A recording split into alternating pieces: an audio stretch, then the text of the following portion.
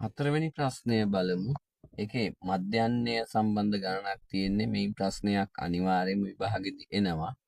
ඇඹරුම් හලක ධාන්‍ය පැකට් කිරීමකදී මාසයක් තුල අපතේ ගිය ධාන්‍ය පිටි ප්‍රමාණ පිළිබඳ තොරතුරු තමයි මේ දැක්වෙන්නේ. මේක කියනවා 5 11 පන්ති ප්‍රාන්තරය යනු 5 හෝ ඊට වැඩි 11ට අඩු කියන. 5 හෝ ඊට වැඩි 11ට අඩුයි. ඒතොර 11 තියෙන එක අයිති ඊළඟ එකට. 11 හෝ ඊට වැඩි 17ට අඩු ඒ විදිහට පළවෙනි ප්‍රශ්නය අහනවා දිනකදී අපතේ ගිය උපරිම ධාන්‍ය පිටි ප්‍රමාණය කොපමණද? දැන් මෙතන දින 3ක් 5යි 11යි ප්‍රමාණය ග්‍රෑම් ප්‍රමාණය අපතේ ගිහිල්ලා දින 5ක් 11යි 17යි ප්‍රමාණ. එහෙනම් වැඩිම ධාන්‍ය ප්‍රමාණයක් අපතේ ගිහිල්ලා තියෙන්නේ දිනකදී අපතේ ගිය උපරිම ධාන්‍ය ප්‍රමාණය කොපමණද? අපිට මෙතන පිළිතුර විදිහට ගන්න වෙන්නේ මේ වැඩිම ප්‍රාන්තරේ වැඩිම අගය තමයි 47.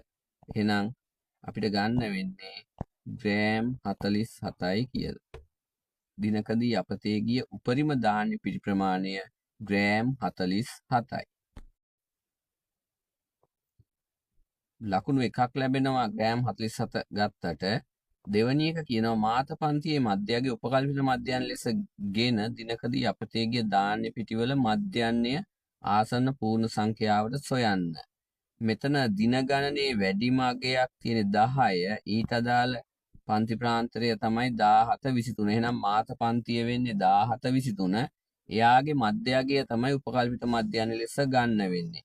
17 23 කියන එකේ මධ්‍ය අගය වෙන්නේ 17යි 23යි එකතු වුණාම 40යි 42කින් බෙදුනම 20යි. එහෙනම් 20 තමයි උපකල්පිත මධ්‍යයන් ලෙසගෙන මධ්‍යයන්ය හොයන්න වෙන්නේ. අපි බලමු කොහොමද මධ්‍යයන්ය හොයන්නේ කියලා. මධ්‍යයන්ය හොයන්න අවශ්‍ය වගුව තමයි මේ අපි ඇඳලා තියෙන්නේ. මේකේ උඩ මේ අපි උපකල්පිත මධ්‍යයන්ය 20 කියලා අරගෙන තියෙනවා. ඒකට හේතුව තමයි මාත පන්තියේ මධ්‍ය අගය මාත පන්තිය එන්නේ 17 23. ඊට අදාළ මධ්‍ය අගය තමයි මේ 20 කියලා ගන්න. ඒක උපකල්පිත මධ්‍යයන්ය. ඊට පස්සේ අපගමනයේ තීරුව සම්පූර්ණ කරන්න d සමානයි x ඍණ a කියලා අරගෙන තියෙනවා. එතකොට අපගමනයේ තීරුව මේ තීරුව සම්පූර්ණ කරන්නේ ඒක භාවිතයෙන් අපි බලමු ඒක ගන්නෙ කොහොමද කියලා.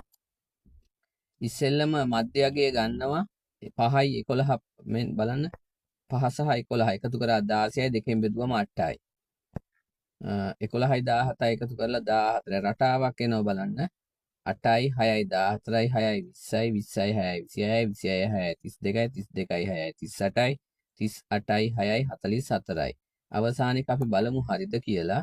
47යි 41යි 88යි 88 දෙකෙන් බෙදුනම 44 එනවා නිවැරදි. එහෙනම් ඔන්න අපි මධ්‍ය අගයේ තීරුව සම්පූර්ණ කරලා තියෙන්නේ. දැන් අපි බලමු අපගමනීය තීරය. මෙන්න මේ අපගමනීය තීරය සම්පූර්ණ කරගන්නේ කොහොමද කියලා.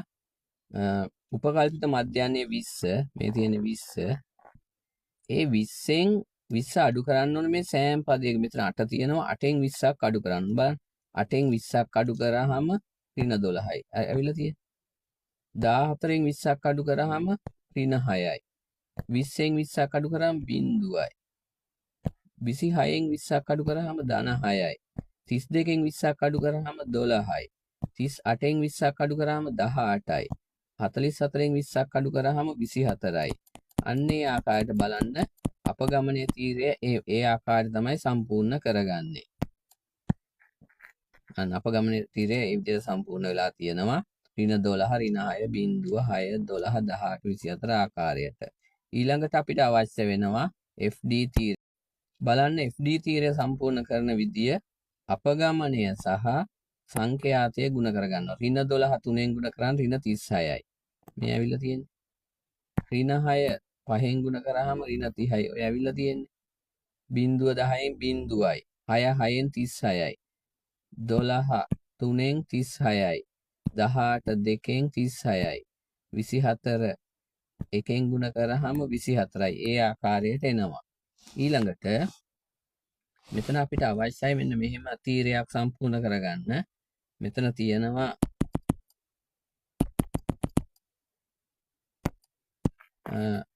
ඍණ 36 සහ 30 තියෙනවා. ඍණ 36යි 30යි බලමු අපි එකතු වුණාම කීය දෙන්නේ කියලා. ඍණ 36යි 30යි 66යි. ඍණ 66යි.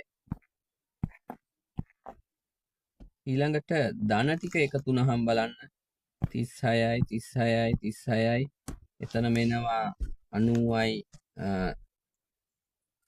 100 90යි 100යි 108ක් 138ක් 138යි 142ක් එතන ධන 142ක් එනවා. අන්නේ දෙකේ වෙනස ගන්න ඕන අපි. ඒ දෙකේ වෙනස ධන 142කින් 66ක් අඩු කරගන්න. 12න් 6ක් 6යි. මෙතන 3යි 13න් 6ක් 7යි. ධන 76යි. එතකොට අපි සිග්මා FD කියලා ගන්නවා 76.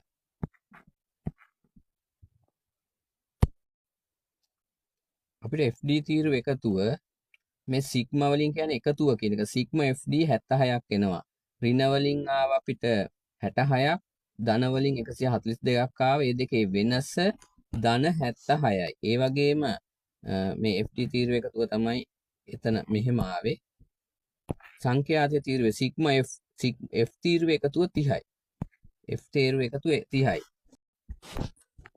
අපි සැබෑ මධ්‍යන්නය හොයා ගන්නවා.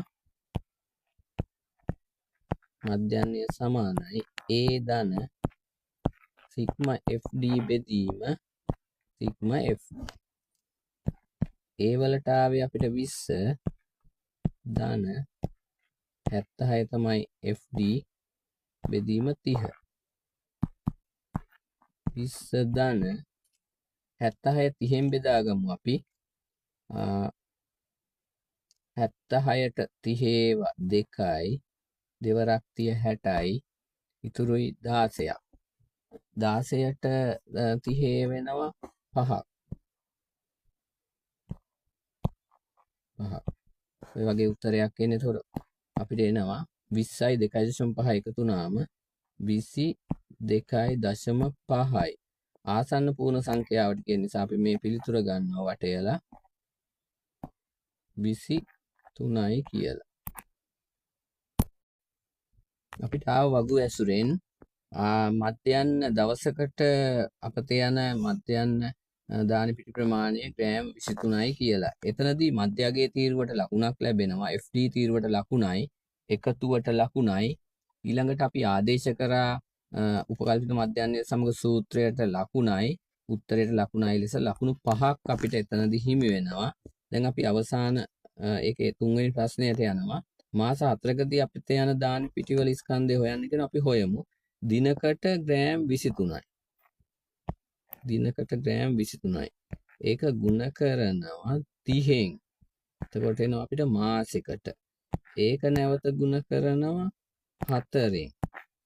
එතකොට අපිට එනවා මාස 4කට අපතේ යන ප්‍රමාණය. අපි ගුණ කරලා බලමු. 4 වරක් 3 12යි. 12 වරක් 3 36යි. 3ක් ඉතිරි. 12 වරක් 2 24යි. 24යි 3යි 27යි. අග බිඳුව දැම්මා. පස්සේ ඔන්න ඔච්චර ග්‍රෑම් ප්‍රමාණයක්. අපි ඒක 1000න් බෙදා ගන්නවා කිලෝග්‍රෑම් කරන්න. එතකොට උත්තරය එනවා අපිට 2.76ක් කිලෝග්‍රෑම්. ඒ කියන්නේ කිලෝග්‍රෑම් 2.5ට වඩා වැඩි. කිලෝග්‍රෑම් 2.7ක් කියනකොට 2.5ට වඩා වැඩි. එතකොට 10ක් වෙන්න අපිට ඉතුරු ලකුණු ටික එතෙන්ට ලැබෙනවා. අතන 5යි ලකුණු 6යි ඉතුරු ලකුණු ටික මෙතෙන්ට ලබා ගන්න පුළුවන්.